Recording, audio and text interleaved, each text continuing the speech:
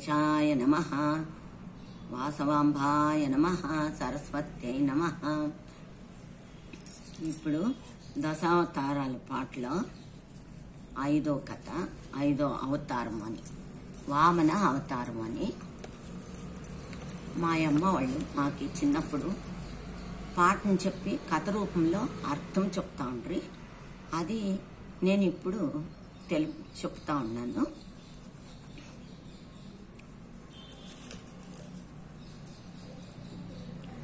తలలాలంటే నీళ్లు పోయవే ఓయమ్మ నన్ను వామనవతారుడన్నవే, తలలాలంటే నీళ్లు పోసేదా ఓ గోపాల కృష్ణ నిన్ను వామనవతారుడనేదా.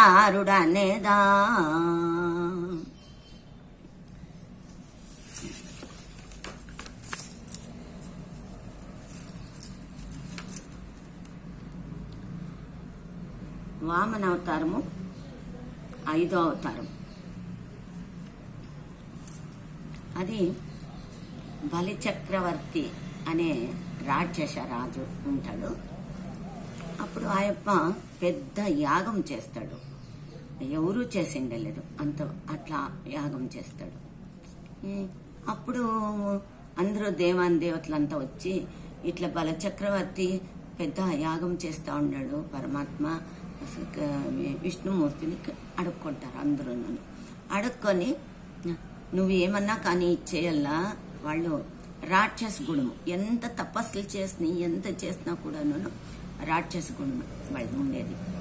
అందుకోసరంగా నువ్వు ఏమన్నా చేసి వాళ్ళని ఇచ్చేయాలా అని చెప్పి వేడుకుంటారు. అప్పుడు నారాయణుడు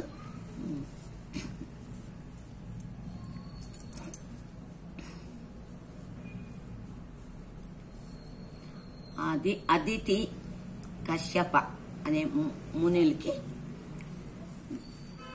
కొడుకుగా అవతారం ఎత్తుతాడు. వామన అవతారంలో కొడుకుగా ఎత్తుతాడు.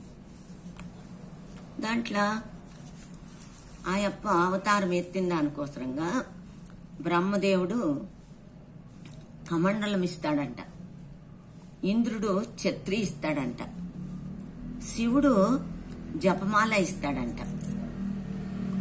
పాదాలు వరుణదేవుడు ఇస్తాడంట.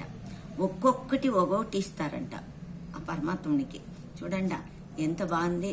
వాళ్ళు ఎంత కశ్యపుడు అదితి ఎంత పుణ్యాత్ములు. ఆ పరమాత్ముడే జన్మం ఎత్తల్లా అంటే, వాళ్ళ కొడకై పుట్టల్లా అంటే వాళ్ళు ఎంత పుణ్యం చేసిండల్లా. ఇంకా రాక్షస గురువులు శుక్లాచార్యుడు ఏం చేసేది, అన్ని చెడ్డు బుద్ధులే ఆ శుక్లాచార్యునికి. చేసేవన్నీ చేపిస్తాడు. ఆయన ఇంకా ఇచ్చేస్తా ఉంటాడు. ఈ అప్ప పోతాడు, చిన్న 5 ఏండ్ల బాలుడు అక్కట్లు పోతాడు. పోయి దానాలందరికీ అడుగునోళ్ళందరికీ ఏం దానమును ఇచ్చలేదు అనలేదు. అడిగిన దానికి పోయి అడిగితే నాకు పోయి నిల్చుకుంటాడు. అప్పుడు బలి చక్రవర్తి అడుగుతాడు ఏం కావాలా అంటే, నాకు నువ్వు తిరిగా మాట ఇచ్చినాక నేను అడగనాక నేను ఇచ్చలేదు అనకూడదు అని చెప్పి అంటాడు. లేదు బ్రాహ్మణ, చెప్పండి మీరు ఏం అడిగితే అది ఇస్తాను. నేను ఈ యాగం చేసినాను అందుకోసరంగా అంటే, నాకు 3 ఎజ్జులు పెట్టేంత జాగా ఇవ్వండి అని అడుక్కుంటాడంట.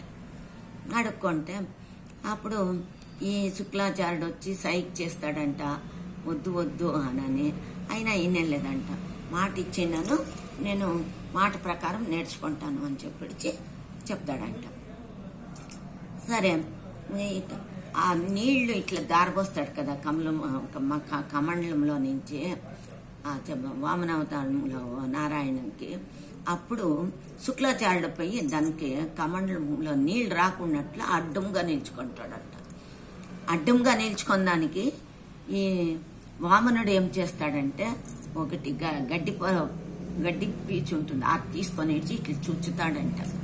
చుచ్చిన దానికి ఆ గురువులకి శుక్లాచార్యునికి కన్ను ఒకటి ఉండేది. ఆ అవతారంలో కన్ను లేకున్నట్లు చేస్తాడు శుక్లాచార్యునికి. ఆయన ఇంకేనే లేదు. సరే ఇంకెట్లా అవుతా ఉండలేదు అని చెప్పేసేసి ఏం కావలిస్తే అది అడగండి అంటే అంత ఈ భూమి అంతా ఎజ్జ పెట్టుకోండి అంటాడంట. అయిపో 3 ఎజ్జులు అడగతానే భూమి అంతా ఒకే ఎజ్జు పెట్టేస్తాడంట. ఇంక రెండో ఎజ్జు ఎక్కడ పెట్టాలా అంటే పైన ఆకాశం అంతా ఒక ఎజ్జు పెట్టేస్తాడంట. ఇంకొక ఎజ్జు ఉంటుంది 3 అది ఎక్కడ పెట్టాలా బలి చక్రవర్తి అని అడిగితే ఆయాళ్ళకి నారాయణుడు వచ్చిండాడు అవతారం ఎత్తుకొని అని చెప్పేసి ఆయనకి గొత్తైపోతుంది.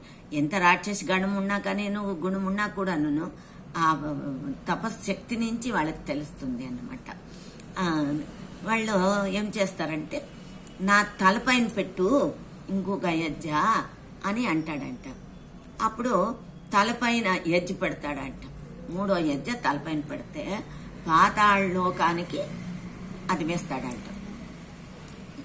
అది వేస్తే పరమాత్మ నాకు నీ స్వరూపం గొత్తైపోయాడు, నాకు నన్ను ధన్యుడు చెయ్యి, నాకు పాతాళ లోకానికి పంపిస్తూ కదా, అందుకోసంగా నాకు ఒక వరం ఇవ్వాలా అంటే నువ్వు దానం ఇచ్చినందుకు నాకు సంతృప్తి అయింది, నేను